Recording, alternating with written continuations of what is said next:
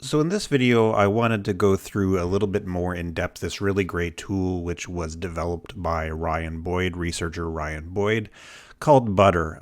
BUTTR is an acronym that stands for Basic Unit Transposable Text Experiment Resource. And for me, it is one of the better out-of-the-box solutions for people that might want to do some form of computational analysis on large sets of text. I think it's really great because it utilizes a lot of kind of libraries like Python and other things that normally would require a certain amount of programming skills and puts a little bit of a graphic user interface in front of it. And it really simplifies the process of how you could do some forms of this kind of analysis. And I think it is a really good tool that encapsulates a lot of the different kind of textual analysis or textual text crunching that you might want to do if you're doing some form of academic research or other academic work. So BUTTR is easy. It's a free tool. It's also an open source tool if you ever wanted to do any kind of coding on your own related to it. It's available at the www.butter.tools website. One of the, I guess, kind of caveat related to it is that it's currently only available for Windows machines.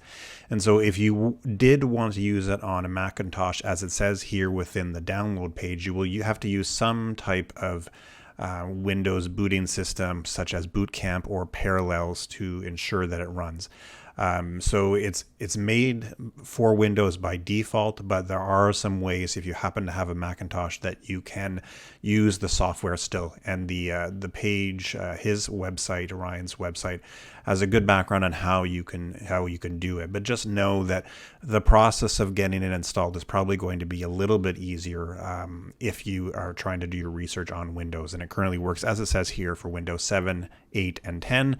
It requires the Microsoft.NET framework to run, which I believe you can install relatively easy if you click on this link. Oftentimes you probably will have it if you've installed any type of academic software. But if you don't, if you run into some type of error message, again, just follow the instructions here within the butter.tools website, and you may need to install the Microsoft.NET framework before you can have BUTTR actually work properly within your machine. But beyond that, at least I found it to be a relatively easy piece of software to set up. Once you have installed BUTTR and set it up on your machine and got it running, essentially you'll be presented with a screen such as this, which is pretty simple. It has two options. It has your little pancakes here on the left. This version of the software is 0.941. Depending on when you're watching this video, this could be different. But you have two options. Essentially, if you wanted to launch the BUTTR tool, you click on this button. And if you wanted to update the various plugins that are available within BUTTR, you would click on this option here. But we're just going to leave the updates for now and click on Launch BUTTR. And you'll see the BUTTR screen open up. And so before we go into some specific ways that we can use BUTTR, I wanted to kind of give a little bit of a background on the general interface. And so it essentially revolves around these two little panels here on the left and on the right. So you essentially, with BUTTR, have a variety of different plugins. You have what they call sequential plugins and standalone plugins. And each one of these plugins are essentially steps within a pipeline of some form of data analysis. And so this will make more sense as we go through some of the examples. But essentially what you will do to use these various plugins is that you would go in, these are individual categories. So you can see they're kind of set up by a couple of different things. There's the first few are related to loading files and saving files when you're done. And then the remainder, for the most part, are organized around different data analysis tools. So you have corpus tools, dyads and groups, language analysis, lemmatizers, part of speech taggers, pre-processing, sentiment analysis, which was the example we went through within our workshop. And then you have some options for tokenizers and segmenters, and also some tools that will interface with web projects or APIs. And we won't go through all of these, but essentially each one of these is a bit of a tree. So if you click on the little plus sign here on in this available plugins windows, you will see all of the different plugins that are available for that particular category. And in most cases, you're going to start with reading in your data. And for our examples today, in this video, we're going to be looking at examples from CSV files or comma separated files. So what you would essentially do once you have identified a plugin that you want to use, you will highlight it, so click on it, and then add plugin to the pipeline. So click on this button here, and you will see that it will move from this left side to the right side. And the nice thing you probably notice is that when you kind of click on these individual plugins, this kind of plugin description window here changes and gives you more information about what the plugin does. Oftentimes it also provides information on, if there was a cited paper related to how this plugin was developed. The information is often included here as well. It also, you'll want to keep a close look on what the inputs and outputs are for each one of these plugins. So again, if we go back to the example that we are going to use, we can see that the input type for this plugin is a CSV file, because again, read text from CSV. And the output type is a string. And this will become more important when we start using a variety of different plugins, but it's important to keep in mind because you're essentially going to be setting up a pipeline, which is a series of steps of these plugins. And so if we, for example, in our next step of our pipeline, once we've read in our CSV, wanted to do some form of sentiment analysis and clicked on one of these options that they have available, in this case they have two, you want to look at what it takes in as an inputs to ensure that the step that you have before this plugin has the output of that type. So for example, if we now add this sentiment analysis from Vader tool to the pipeline, you can see that our output from the first step is a string, so read text from CSV. So once it's read the CSV, that this plugin will output string, which can then be read by the second step, which in this case is Vader, which takes an input of strings. And so you want to always ensure when you use these plugins and you kind of do a sequential pipeline that the outputs of the previous step match the required input of the next step. And so in this case, we're in good shape because as we saw, read text from CSV takes in the input of a CSV file and then outputs a string, which can then be read by the next plugin that we want to use in this case, which is Vader, which takes in a string. And so the key takeaway here is to always just kind of keep a little bit of a look out or an eye on this plugin description to make sure that the inputs and outputs of your various plugins will match so that they sequentially will work. And this will usually, if you do this, if you do something by accident and have the wrong type of input, it will tell you when you try to do the actual analysis. Another key takeaway with this whole interface is that now that we have each one of these plugins within this analysis pipeline, we need to alter some settings for it. So for example, we haven't, in this case of the read text from the CSV, we haven't actually told it which CSV file we want it to read. So in each one of these cases, if you want to alter the settings for these different plugins, you would just highlight the plugin and then you click on plugin settings down here below. And then you will be given options to alter the settings. And this screen that we see here will differ depending on what the plugin is about or what it's requiring. But in this case, as you can see, we want to read text from a CSV file. So we would choose the file on our local machine. So choose file. I'm going to be, through most of my examples in this video, analyzing data from the COVID-19 convoy protests. So we would select that CSV file, press open, and then it'll essentially, you'll see here on the left and the right, and this will be a little bit different depending on what your plugin is trying to do, but in the case of the reading text from CSV, it's trying to set up our CSV for analysis in another step. So what we will do, and we'll go through this more in examples, but you hopefully in your CSV file, you have something that uniquely identifies rows. So you would select that within this column. In this case, it's an ID. And then over here, we would want to highlight the text that we want to have analyzed. And there's a couple of different ways you can do this. In our case, there's only one. We essentially want to analyze the tweets, the text of the tweets, and we'll look at this CSV file in a minute. So we would select it. But you may, for example, have a CSV file where you have multiple columns containing information you want to analyze, and you can select more than one. And as it says here, you can also treat each column as a separate piece of text or have them all combined together. But just know this is an example of plugin settings. And so this will always may look a little bit different depending on what the plugin is.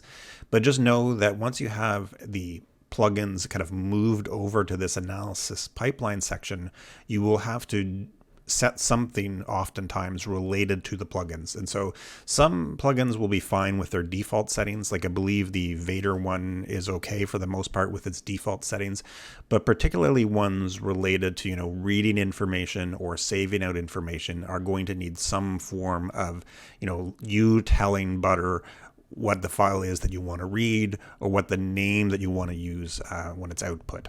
So that's most of the interface. I mean, if you wanted to, I've never done it, but you can control the amount of processing power that Butter will use.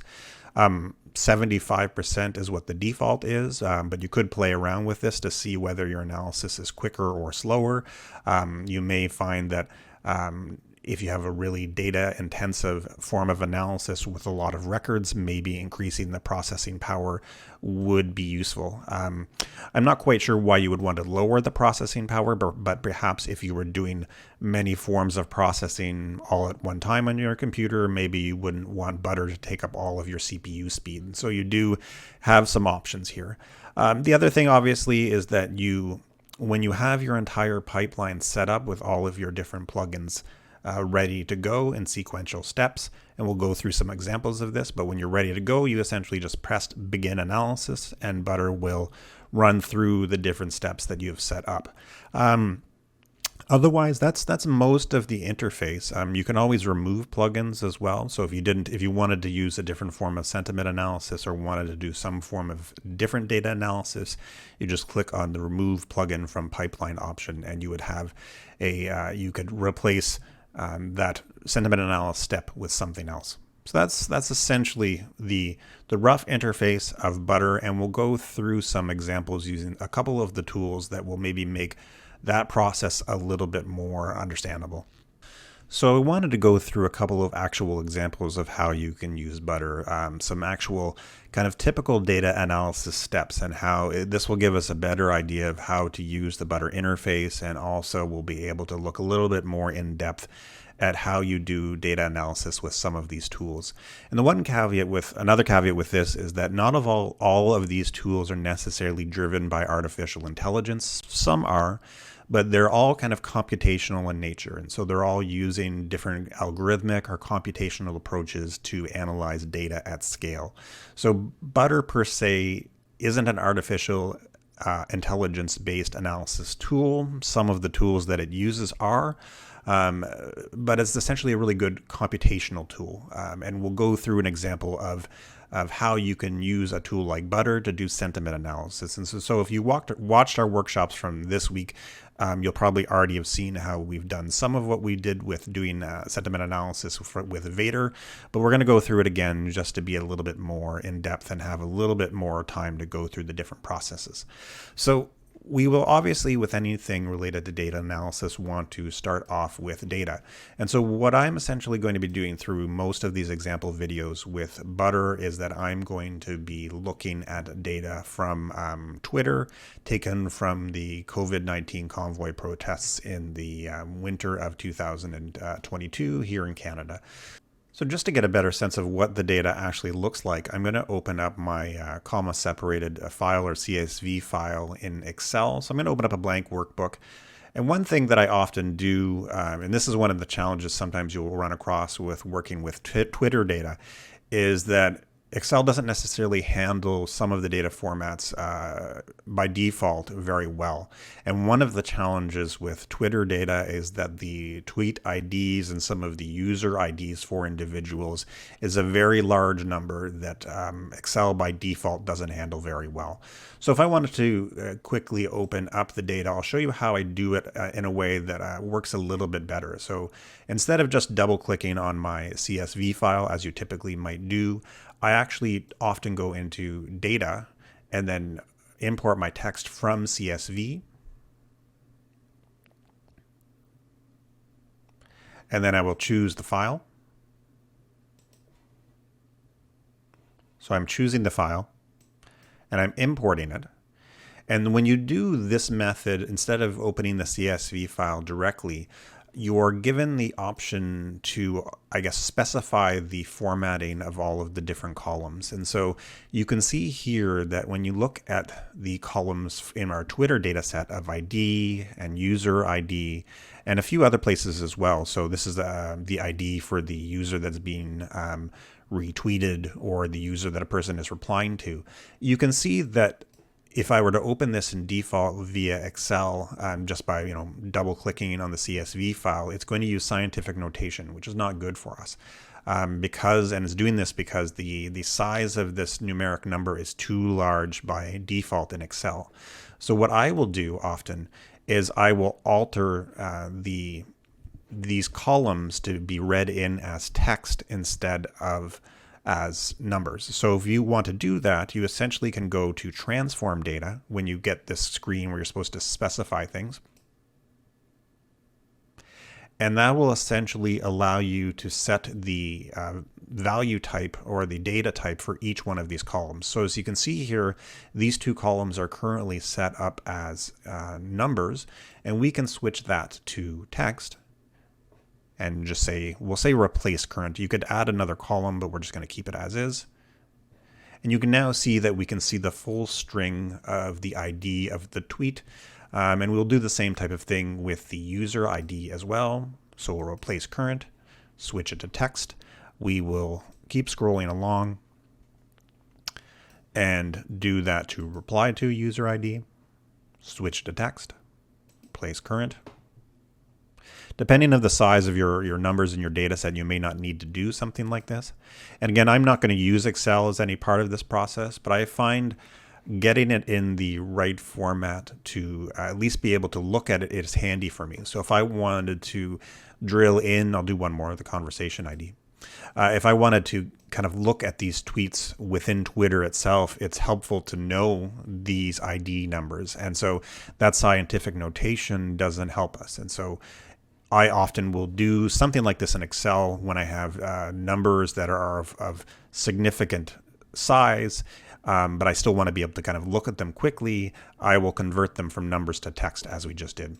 So now you would just close and load this, and you will essentially see our data set without any scientific notations for the longer numbers. As you can see here now, we have IDs and user IDs. And in this data set, we have a variety of different fields. And so we have IDs. This is the ID of the tweet.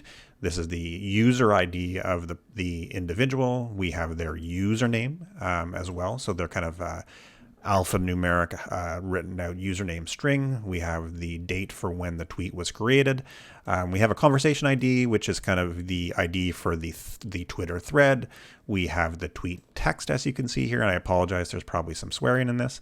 And then you have a few other stats as well, like retweets, replies, likes, quotes, a few other things as well. And all of this information was gathered through the academic Twitter API. So the big takeaway is that we have a CSV file with data in it. So then for our analysis, we are essentially going to use the ID field, and the tweet text is the text that we are actually going to analyze. And so in this first example, we're going to try to get a sense of the sentiment of these tweets. And so, this could be obviously useful if you are trying to get a sense of how the emotions throughout the convoy protest might have changed. And so it would be this is a data set with a significant amount of tweets in it. This is a subset, so it's only 1,000, but the original data set had, I think it was over 100,000 or so tweets. And so to do that type of analysis manually to gauge the emotions would be challenging. And so we will use a tool like Vader through a piece of software like Butter to do that type of analysis in an automated fashion. So it's possible now to do all of that analysis without having to go through them one by one. So this is our data set. We're not going to use Excel for anything, but I often will use a tool like Excel to just kind of get a better sense of, what our data looks like. So if we want to do sentiment analysis within Butter, we have to set up an analysis pipeline. And as we saw in our previous example, when we just kind of looked at the interface, the first step of doing that analysis will be loading in a file. So as we saw, our information is stored via a CSV file, but there's a couple of different options here that you could use. But for this type of data, this type of analysis, a CSV file is probably the most commonly used. So we'll go into category, load files, and then we will highlight the read text from CSV and then add the plugin to the pipeline. There we go. So we have to now also alter the plugin settings, because just adding the plugin doesn't necessarily mean that it will know what our specific CSV file we want to analyze is. So we will click, once this is highlighted, we will click on plugin settings, and then we'll have to choose our file on our local machine. So it's on my desktop here, Convoy data, and we have to select two things. And so we would want to have an ID. So ideally, when you have data like this, you will have some type of unique identifier for every single row of data. In this case, we would use the tweet ID, but your data set might be something different. So ideally, if your file has some type of unique identifier, it would be best to have that in that CSV file. And then you also want to, as we saw before, select the text that you want to actually do analysis on. So we want to do analysis on the tweets itself. And there's a couple of other things you can set. There's other forms of delimited files where you could, for example, have tab delimited files. So if you use some other format to delimitate your variables within your data set, you can set that. But in the case of comma separated files, it should be a comma. And there are some situations where you might have a different way of enclosing strings within your data set, but in most cases it's going to be quotation marks. But if you had some other format, you can change how the fields are delimited using the options over here. And as we also saw earlier, you can treat, if you had more than one thing that you wanted to analyze in each one of your rows of your data set, you could do them all as one group, or you could do them all combined. And if you wanted to treat each one of the columns for analysis separately, you would click on this little checkbox here. But in this case, we have one field we want to analyze, the tweet text. So everything here in this case should be good. You can also change the text encoding as well. Might be important if you're doing analysis in other languages, but generally UTF-8 will cover most Western languages, and probably a lot of non-Western languages as well. But in most cases for social media analysis, UTF-8, which as you see here is the default, is the encoding that you would want to use. But there are some other options if you're more aware of the different options for text encoding. But everything here should be good. We've selected convoy data.csv. We'll keep the defaults for the delimiter and the quote, and we've chosen our ID and the text that we want to analyze. And so then we would just click OK. So that is the first step in the pipeline. We've essentially now have some data into the Butter pipeline, and the next step obviously would be trying to do some form of analysis on it. So in this case, as we mentioned, we want to do some form of sentiment analysis. So we will go to the sentiment analysis category here on the left. We will click on the little plus symbol, and in this case, we want to do Vader sentiment analysis. There's also core NLP sentiment analysis. Both fine. They're both probably fine for analyzing text. Vader was specifically developed as a tool to analyze social media text. It for example, it recognizes emoticons to also contribute to whether something is negative or positive. So, for example, if somebody's used a smiley face, some sentiment analysis tools won't be able to recognize it, where Vader specifically was developed by academics. Here's the paper, as you can see here, for analyzing social media text. So it is a good one for this purpose because we are obviously analyzing Twitter text. And it is a very, very commonly used tool within academic research settings. And so you have other options, but Vader, I think, particularly within this context, is a good one. So we, in our next step of the pipeline, want to do the sentiment analysis. So we'll click Add Plugin to the pipeline. In the case of Vader, there's not too many settings that you can change. You can just include, I always keep it as default, but include analyze text in output and used built-in sentence tokenizer. And it has more detail if you want here, but I always just use it with the default settings. So this plugin doesn't have much that you can change. So we have two steps now. So we've read in the information from a comma separated file. We will then perform sentiment analysis using Vader on it. And the final step, obviously, is that we want to output this information to something so that we could then do some analysis on it. So, for example, we want to have in this case, we want to save the results in a CSV file so that maybe we can do some analysis in either something like SPSS or Excel or something to that effect. So to do that, obviously, we would go back to the available plugins. We would go to the Save Output Files option, expand it. Couple of different options here, but in most cases when we're working with CSV files, we will want both our input and output as CSV files. So we will click on Save Output to CSV. We will add the plugin to the pipeline. We will need to set the plugin settings. So in this case, we need to tell it what the file name that we want to have this set of results saved to. So click on Plugin Settings once Save Output to CSV is highlighted. And then you will essentially just choose a file. And so you will give it a name. If it doesn't, obviously it won't already exist, but we'll just say Convoy Output version 1. And then we can see it's set up here. We'll keep the delimiters as is, but you could also change this. You might see up here that the second you do that, it actually creates an empty file up here on my desktop. And then I will click OK. So again, now we have 3 steps. Our pipeline is complete. We have read the data from a comma separated file. We have done the sentiment analysis on it. And then we're going to save the output to a comma separated file. And we've set the individual settings for each one of these plugins. And so we have the pipeline set up, but we actually haven't done or performed the pipeline yet. And so the final step in actually performing the pipeline is clicking on the Begin Analysis tool. And so again, depending on the size of your data set or the tool that you're going to be using, when I click on this button, it may take more or less time. So this is a relatively small set of records. I think it's 1,000 items because I've shrank down the original data set. So it shouldn't take too long, but if you were doing analysis on let's say 500,000 tweets, this step may take more time. So let's just click Begin Analysis. And you can see that was pretty quick.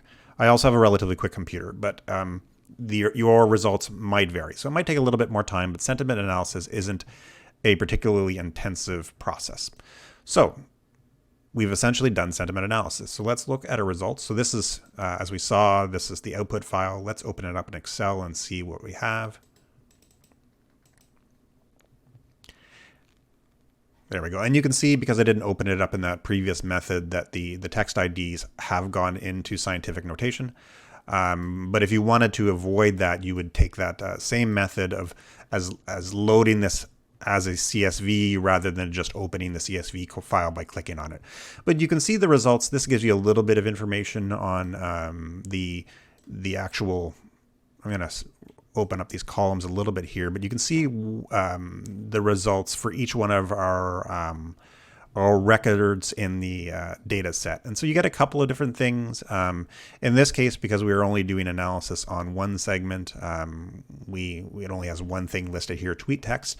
It gives you the count of words, which might be helpful. Maybe you will find that, for example, if you were doing analysis, that sentences with longer word counts may have more positive sentiment.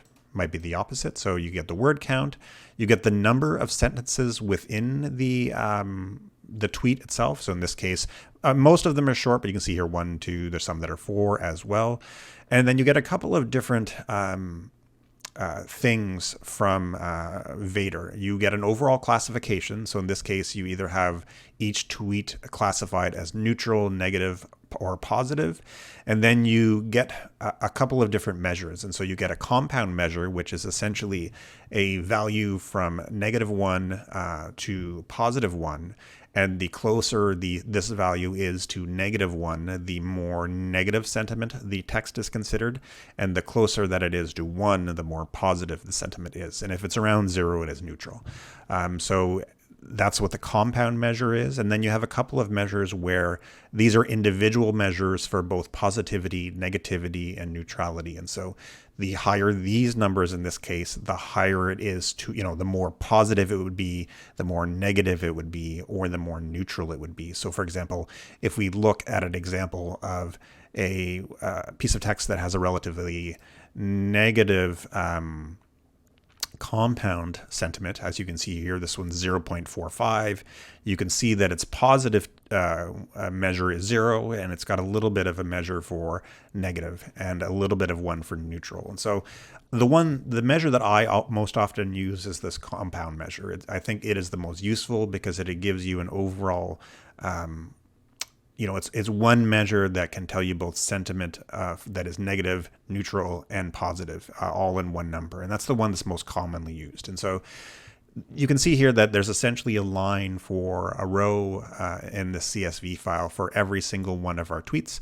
And then you could take, this CSV file and then do some form of analysis with it. You could, for example, if you were able to merge our original CSV file that had other information like the dates, etc., with this file, you could then, for example, plot the changes in sentiment over time or things like that. And so again, the big takeaway is that Butter is a really great tool that can allow you to do these kind of analysis pipelines far more easily than if you had to, do all of this using a programming language like Python. So Vader is a library that was created for Python. It's relatively simple to use, but if you didn't have programming skills, it might be challenging. And so Butter is a great out-of-the-box tool that simplifies part of that process.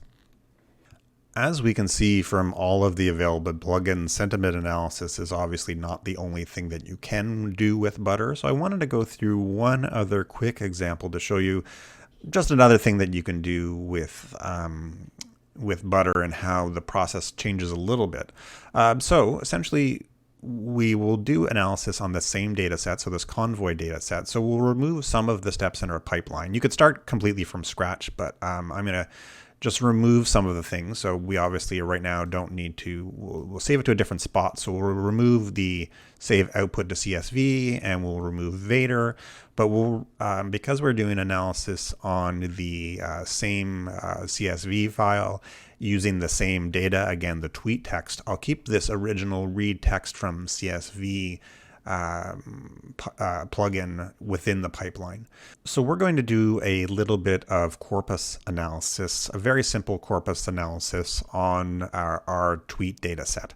And I don't have the time and the space to go through all of how you can do like corpus analysis on different text, but essentially we're going to do something relatively simple where we're trying to figure out the frequency of different words in our data set. And so this can be helpful because it will give you a little bit more information about, what might be common themes or common things that people are talking about within your data set that you're looking at. I often think of it kind of like what a word cloud would be. You can get a sense of, when a word is larger, you can know that perhaps that word has a certain amount of prominence within your data set. And so this frequency list is a very simple example of how you could do something like that.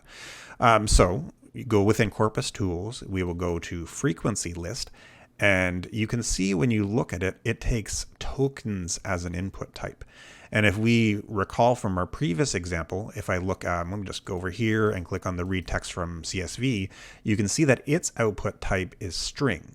So in this case, the frequency list requires tokens. And so we can't go directly from read text from CSV to frequency list. We have to use some type of plugin that creates tokens. And an obvious example would be the different options that are available within this tokenizer sentiment segmenters section. And we are going to use a Twitter-aware tokenizer. So often when you do natural language processing tasks, you need to break your content into tokens. And so tokens are essentially the individual elements of a piece of text. So for example, you could take a sentence such as "what restaurants are nearby," and the tokens of that, the individual tokens, would be what restaurants are and nearby. So it essentially is breaking up your text into individual tokens, which makes it a little bit easier to do natural language tasks on it. And we are going to use in the Butter plugin this Twitter-aware tokenizers, because again, we are doing Twitter analysis, and like Vader, it does a better job at recognizing emoticons and punctuation as tokens. So we will get the Twitter-aware tokenizer, and we will add the plugin to the pipeline. So now that we have, as we can see here, it takes an input of string from and that's fine because that's what our read text from CSV outputs. And then it outputs tokens. We will now know that the data set will be in a format that is required by this frequency list Corpus Tools. As we saw, it had a tokens input. So now we can add frequency list to the pipeline, highlight it, add it to the pipeline. So at this point, we've essentially set up most of our analysis pipeline. We are reading in the CSV file of our Twitter data in this first step. We are then tokenizing the Twitter text within those individual records in our data set using the Twitter-aware tokenizer. And then we are calculating the frequency of the terms that occur within that set of documents. And our final step is obviously to save these results in a output file. We will save them in a CSV as we did before. So again, we will add that plugin to the pipeline. And then we will change the plugin settings and we will choose a file name. So let's just call this Butter frequency. Let's call it short Butter frequency, and then .csv. We will save the file, but again, and then we'll just click OK. But again, at this point, we actually haven't done the calculation. We need to do one more step to start this actual analysis. So as before, we'll just click Begin Analysis. And it runs relatively quickly. And so now we should have some form of frequency list available that has been done for us by Butter. So if we open up this file, this is the CSV file saved on my desktop, you'll see a few things. Let's just spread the columns out so we can see it a little bit better. And essentially what you have here is a frequency for every type of word or every type of punctuation that occurs in the set of tweets in our tweet data set.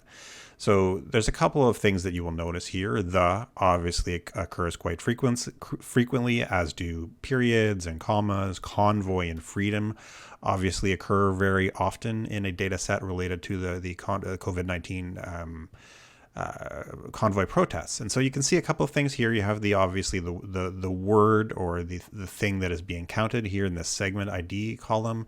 And then you have the frequency. So that is the amount of times that particular word occurs across the entire data set. And so in this case, the has appeared 1,197 times throughout our data set. We also have a sense of how many documents this occurs in, this word. So again, the appears in 581 of our tweets within our data set. And that's just this column here is just a percentage of our documents that word occurs in. So 60% or so of our tweets are containing the word the.